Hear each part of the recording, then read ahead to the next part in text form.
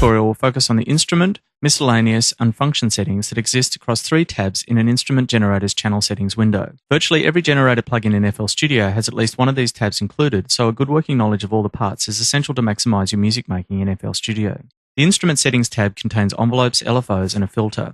The parameter that is being modulated by the envelope or the LFO is selected by clicking one of the 5 tabs at the top of the window: pan, volume, cut, res, and pitch. Pan does not have an envelope control. An envelope is activated by switching on the orange LED under the tab buttons. Editing can be done in one of 2 modes: time, which sets the length of the various stages of the envelope, and tension, which sets the curve shape for each stage.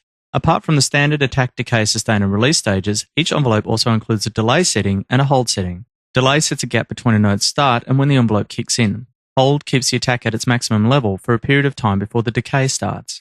The cut, res, and pitch tabs all contain an additional amount knob for the envelope, which controls the amount of positive or negative offset that the envelope applies to that parameter.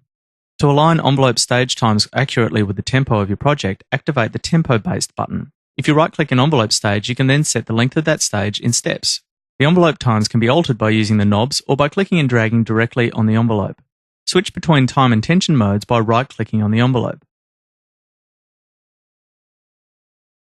The LFO affords you a choice of sine wave, triangle wave, and square wave. By default, the LFO has an attack envelope applied to it. This is adjusted with the attack knob. Like the envelope, the LFO has a delay as well. The amount knob controls the amount of offset the LFO applies, and speed controls the rate of the LFO.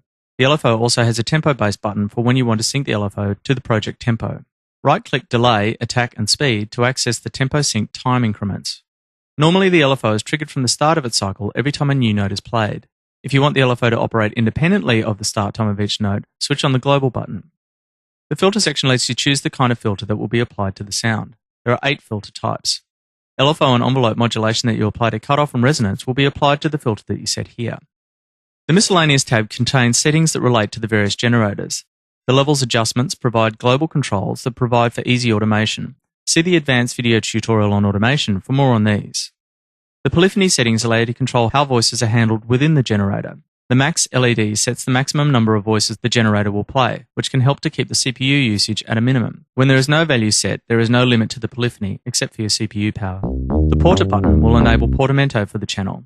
The slide knob controls the time taken to reach each new note. Note that portamento in FL Studio doesn't just apply to pitch, but also applies to cutoff, resonance, and panning. The mono button restricts the generator to just one voice. When 2 notes play at the same time, there will be a slide between the 2 notes. The slide knob also affects the timing of the slide. The cut section allows you to cut notes in one channel with notes in another, useful for things like drum, hi-hat, mute groups. The number you set in the first box is assigned to the current channel. If you set the same number in the second box on a different channel, whenever a note plays in the first channel, it will cut the note in the second channel. Here I have a string sample and drum sample. The drum is set to 1 in the cut box. When the same number is set in the cut by box on the string channel, the drum will cut the string sound.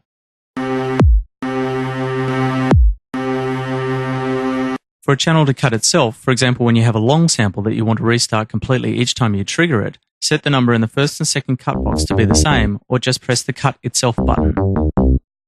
The preview keyboard at the bottom allows you to preview notes by clicking on the keyboard, as well as set the root key by right-clicking a key, and the key range by clicking and dragging. The Enable Main Pitch button is on by default and affects the operation of the pitch knob at the top of the channel settings.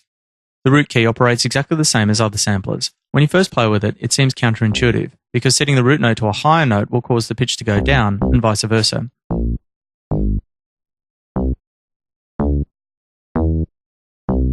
In connection with this, the Add to Key will pitch the MIDI note by the amount that the bass pitch is being offset by the root key. This is useful when you are using generators such as Beat Slicer and Fruity Soundfont Player, which use multiple samples.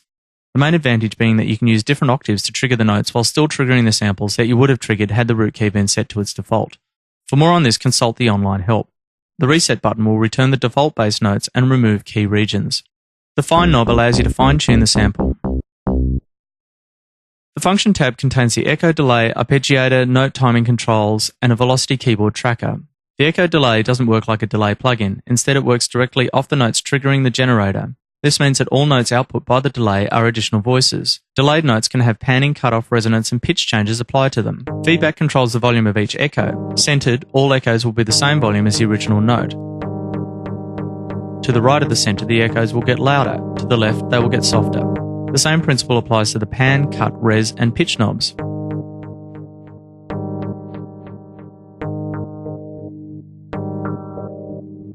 Time sets the delay between each echo, and the echo's LED sets the number of echoes. Ping pong will bounce the pan value once it reaches 100% left or right. Fat mode will add subtly panned and delayed echoes to give chorusy or flanger-like effects. There are several presets to get you started as well.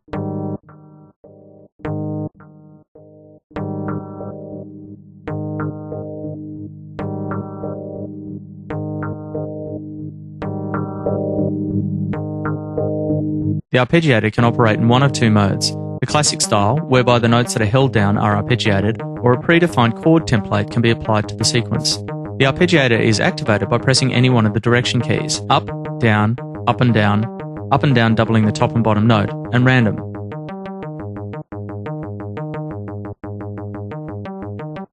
Time sets the delay between each arpeggiated note. Right-click for tempo-based time presets. Gate sets the length of each note. Range sets the note number of the arpeggiator in octaves, and repeat sets the number of times the arpeggiator will repeat within an octave before moving to the next octave when the range is set to more than one. The chord drop-down allows you to select a preset chord to apply to the sequence. If you have more than one note playing at a time, both notes will be arpeggiated in unison.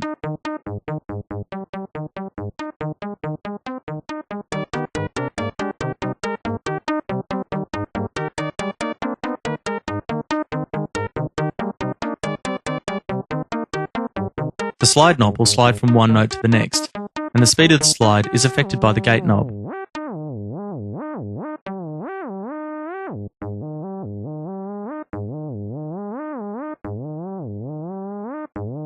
The time section contains a gate knob which will truncate longer notes down to a maximum length set in steps or ticks. The offset knob will shift the start point of notes by up to one step. This is similar to the offset edits available in the graph and the step sequencer, except that you can automate it using all of FL Studio's automation controls.